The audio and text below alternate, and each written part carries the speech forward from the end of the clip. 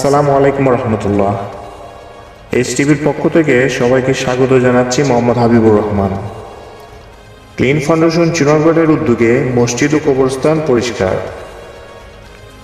28 September শনিবার সকালে চুনারগড় পৌরসভার পশ্চিম পাকুড়িয়া 7 নং ওয়ার্ডে আলহাজ আব্দুল হামিদ ফুরকানিয়া পাঞ্জেগানা মসজিদ ও কবরস্থান পরিষ্কার করে সেখানে ফুলের চারা রোপণ করা হয়।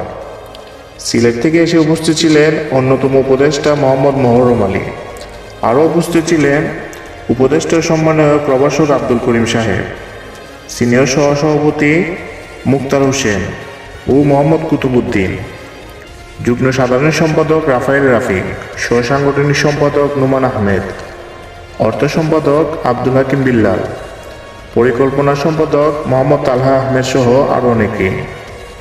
ক্লিন ফাউন্ডেশন চুনারগড় ইতিমধ্যে বিভিন্ন মসজিদ, ঈদগাহ, হাসপাতাল, ইউনিয়ন পরিষদ পরিষ্কার সহ ভারসাম্যহীনদের পাশে থেকে মানবতার কাজ করে যাচ্ছে।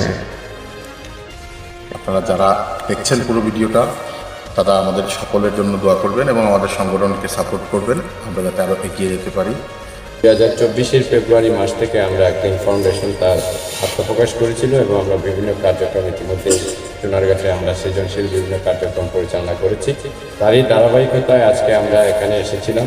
ওই দিন আগে আমাদের এসে দেখা গেল যে এখানে কবরস্থানটা সম্পূর্ণ নোংরা ছিল, জঙ্গল ছিল।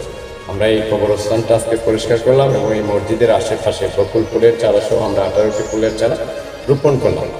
এই কবরস্থানটা সাফাই করার জন্য আমি নিজে ধন্য মনে করি যে আমরা জীবিত অবস্থায় আল্লাহর রাস্তায় আল্লাহর কাম করতেছি। এইচটিভির পাশে থাকার জন্য সবাইকে অসংখ্য ধন্যবাদ। আসসালামু আলাইকুম রহমতুল্লাহ।